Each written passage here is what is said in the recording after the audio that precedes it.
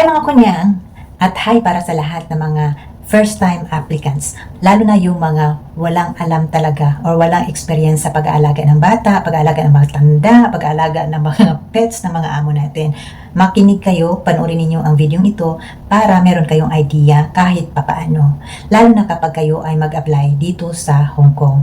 Meron akong nabasa na message sa akin na ang kanyang anak daw is 24 years old. Ang alam lang na trabaho is house cleaning, paglilinis ng bahay, paglalaba, pamamalansya, at walang alam sa pag-aalaga ng bata.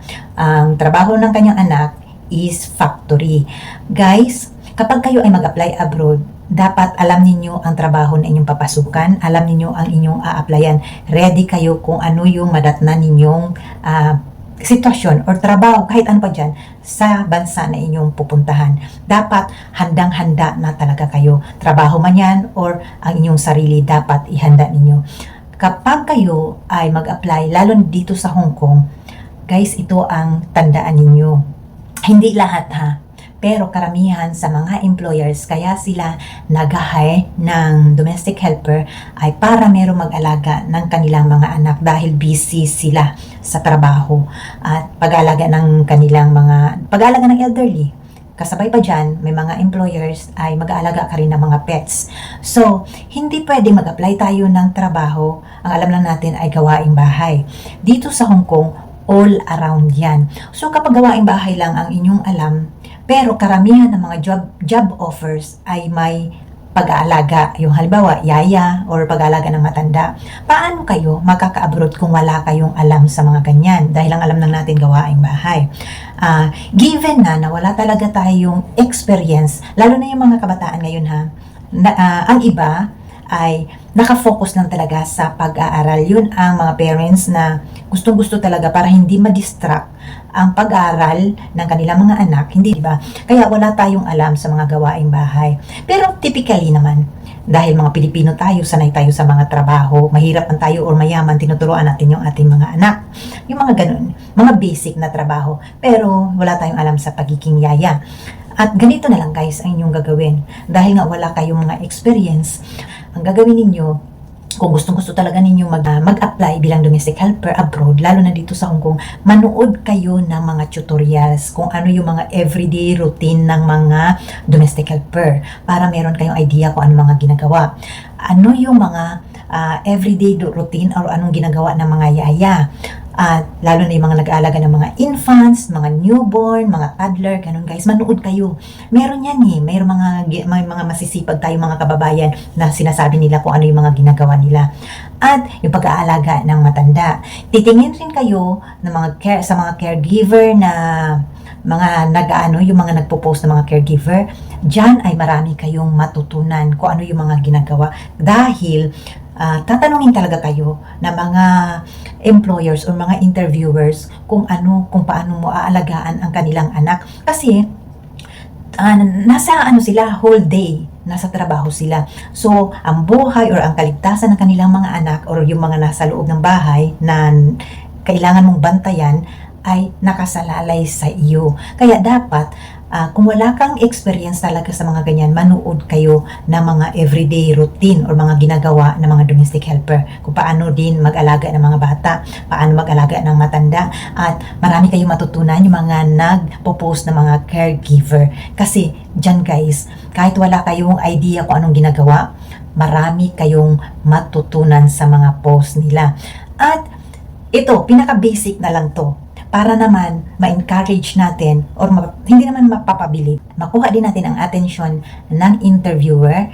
Sabihin nyo rin sa kanila na meron kang experience kahit wala dahil guys, may mga kapatid naman tayo, di ba? May mga nakakabatang kapatid naman tayo. Pwede naman natin sabihin, may mga kapatid ako ang nag-aalaga sa aking mga kapatid, mga nakakabatang kapatid. Yung baby pa siya, nag-a-assist naman ako sa mama ko. So may idea ako kasi mayroong mga employers hindi sila may experience ka man o wala. Kasi nga, first timer nga tayo. Sabihin nyo, mayroon ako kahit paano na idea kung paano alagaan ang mga bata or paano maging yaya dahil ako ang nag-aalaga kahit hindi natin ginagawa yan. Di ba? Sabihin na lang natin para makuha natin ang atensyon ng interviewer. Kahit paano, meron naman tayong alam kung tutuusin, kung paano alagaan ang ating mga kapatid, mga pamangkin, o may mga pamangkin kayo, o sabihin nyo, may mga pamangkin kami, nag-aalaga ako sa mga ganyan. At yung mga matanda, o yung lola ko dati, naabutan ko naman. Ako ang nag-aalaga, nag-assist ako sa mama ko. Guys, naiintindihan naman ng mga ibang employers yung hindi masyadong nakabase sa experience. Basta mapagkatiwalaan ka, at saka yung vibes ninyong dalawa, magkasundo kayo. Kasi may mga employers na ganyan eh. Alam nyo naman yung mga Chinese, di ba? Kahit ang dami-dami mo pang mga experience, kung sa tingin nila umpisa pa lang hindi na match yung vibes ninyo, ay baliwala yan sa kanila. Kasi minsan, tinitingnan ka lang nila sa mata, nagila kung gaano ka katotoo. Kaya kapag first timer kayo, wala talaga kayong alam sa trabaho, kailangan talaga ninyong alamin kung ano yung mga ginagawa. Kasi hindi naman sa may knowledge ka lang, dapat may skills ka rin. Para kung maisalang ka dyan, dahil guys, ikaw rin naman ang mahirapan. Kahit na ma-hire ka ni employer, kung hindi ka naman nagsikap na matuto, ikaw ang mahirapan. So kung gusto mo talagang mag-abroad, umpisa pa lang, dapat i-ready mo ang iyong sarili. At kahit na first timer ka, kahit na bumagsak ka sa unang interview, gawin mong motivation yun, gawin mong experience ang interview, at meron ka ng idea kung ano yung itatanong ng kasunod or sa susunod mong interview. May idea ka na kung ano yung isasagot mo dahil alam mo na kung ano yung itatanong nila sa inyo. Kaya kapag kayo ay first timer or ex-abroad ka man, tapos bumagsak tayo sa interview ni employer, gawin natin niyang experience yung mga failures natin sa interview. Huwag kayong mawala ng pag-asa dahil hindi lahat sa unang try makukuha natin kaagad yung ating pangarap. Meron yung susubukin talaga ang iyong tatag, susubukin ang iyong kakayahan kung talagang gi-give up ka ba kaagad. Dahil pagsubok na yun guys, yan pa lang sa pag-apply pa lang, maraming pagsubok. So paano na kaya kapag ay nasa sitwasyon ka na talaga bilang OFW? So ito, uulitin ko, kahit wala naman kayong experience, wala talaga kayong alam sa pag-aalaga ng bata or ano pa yan dyan, manood kayo ng mga tutorials para sakali na dadating ang pagkakataon na i-interviewin kayo, mag-apply kayo, interviewin naman talaga kayo niyan, at kahit anong pasikot-sikot dyan na itanong sa inyo, meron kayo kahit papaano na isagot. Huwag kayong papahalata na wala kayong alam. Dapat meron kayong maisagot na makatotohanan sa kanila kahit wala tayong experience, di ba? At guys, kung bumagsak man kayo sa interview ninyo, huwag kayong panghinaan ng loob. Kasi lahat naman tayo dumadaan sa mga ganyan.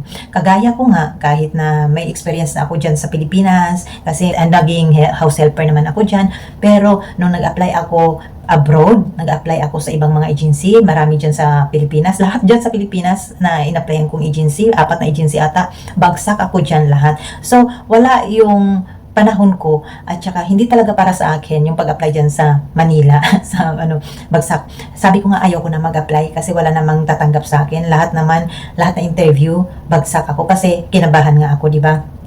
And sabi ko okay na, hindi na talaga para sa akin ang abroad, hindi talaga para sa akin ang Hong Kong, pero merong isang chance na merong nag-refer sa akin dito sa Hong Kong, direct hire.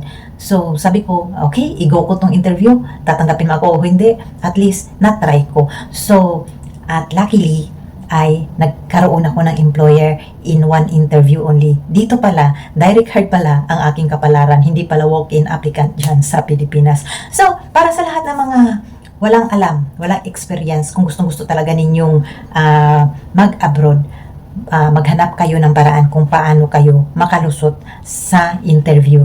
Employer man yan or broker, at para matupad ang inyong pangarap. Good luck para sa lahat. At good luck sa inyong mga pangarap abroad.